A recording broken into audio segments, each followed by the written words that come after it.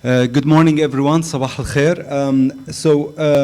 We actually, the idea of having a brief introduction to the subject of NCDs for this session just came up this week. So knowing that a lot of you were specialists, I was reluctant to do such a presentation.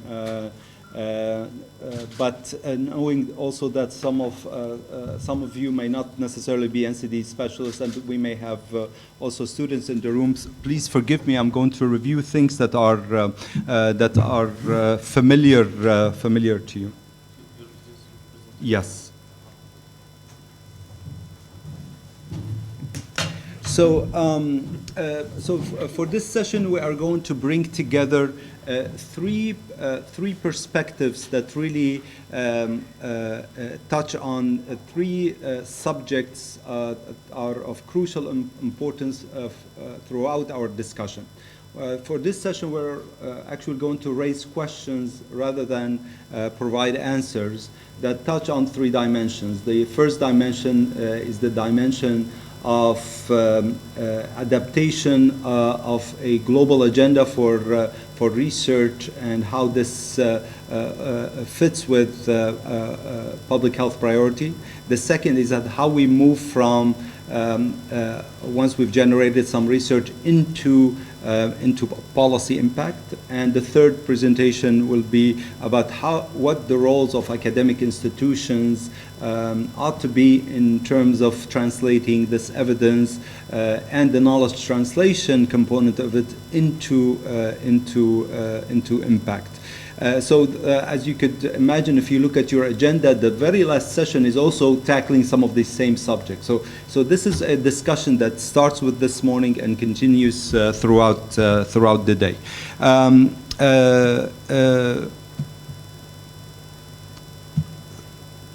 End of slide. So my presentation was there somewhere. Actually, Shadi, I think here we go. Oh, here. Okay, good enough. No, I'm good. Thank you.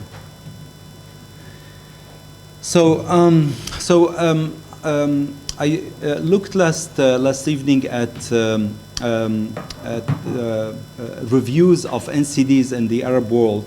And it's actually, interestingly, I found a lot of topical reviews under NCDs, but not necessarily broad reviews of NCDs in the Arab region, taking the Arab region as a unit of analysis. So the two most recent reviews that have been carried out are the one that was done as part of the Public Health in the Arab World effort, and two reviews were carried out by Ala Alwan and by Habiba bin Ramadan. Ala Alwan, our current regional director at EMRO, and Habiba bin Ramadan, a professor of cardiovascular disease in Tunisia. The second review was actually carried out by Hanan Abdel Rahim from Palestine and currently at Qatar University as part of the Arab World series on health in the Arab world that was led by Huda Zre and Rita Jaqaman from Palestine. So I encourage you to review this paper. This is the most recent thing we have on the Arab world using global burden of disease data from 2010 and really adding an important analysis and recommendations for a way forward. Their paper showed that in which Abla actually participated as a second author, showed that across the income levels, from low to middle to high income countries, NCDs are really important public health priorities. 3 out of the 10 main killers in 2010 were NCDs in low income countries, and 7 out of 10 in each of the middle and high income countries were NCDs. And in this case, the main NCDs being cardiovascular diseases, cancer, diabetes, and chronic respiratory conditions. But the story doesn't stop here. It's not just NCDs are the main, our main health burden in low-income countries and the main health burden in middle and high-income countries. They also kill prematurely. This is data from the WHO Global Status Report for 2014, showing that although as a region, I'm not sure if there's a, I'll just use my pointer here. Although as a region, do you see the pointer? No. Although as a region, okay, although as a region, well, the NCD deaths are not as huge as in some of the regions, probably mostly related to population size, but it's actually, we're not doing so well with regards to standardized death rates. And we're certainly not doing so well with regards to premature mortality from NCD. Now, the story on premature mortality will come up recurrently during the day, because this is a key target for our thinking and discussion and public interventions on NCDs. It is premature mortality that is the target. And premature mortality has been a key focus from the year 2000, where now the global agenda for NCDs was first introduced, all the way to 2030. And this 30-year stretch has been about really developing the evidence base and the tools, both in terms of policy interventions as well as technical interventions to tackle these NCDs. And I use a WHO slide because really WHO has led a lot of the global work on NCDs, including at many regional levels. Now, these are the targets, in case some of you have not seen them. These were endorsed by the World Health Assembly, include 2 health system targets, availing medicines and technologies and providing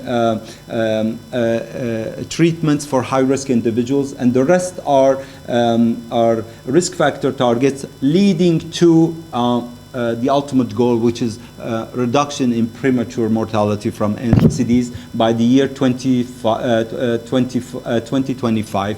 25% reduction by 2025, thus the 20 by 25 agenda, so-called agenda.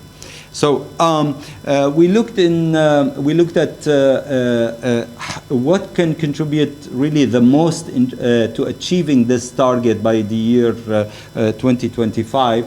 And this is a paper from the Lancet that shows in our region, as compared with the world, the rate among men is the raised blood pressure, among women is the same. Among men, tobacco use comes up as really the second most important.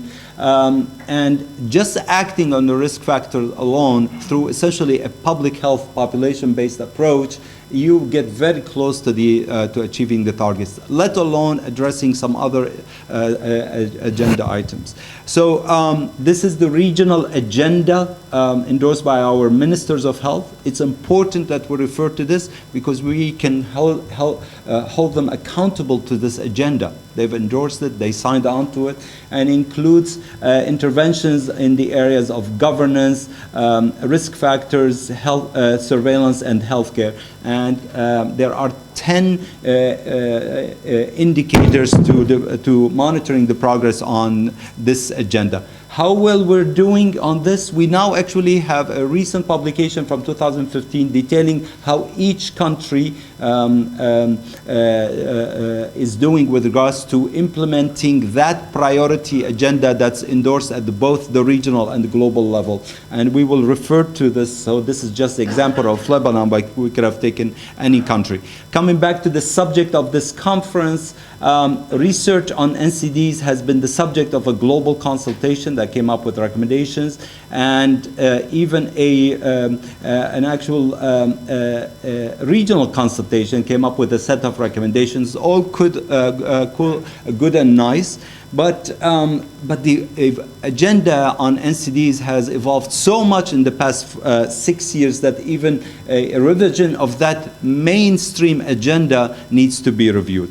Now, but this is not enough because there's a lot of advocacy outside of this agenda to see change to the priorities given to various NCDs or so. The mental health crowd really want to see a more focus on mental health as part of the mainstream NCD agenda.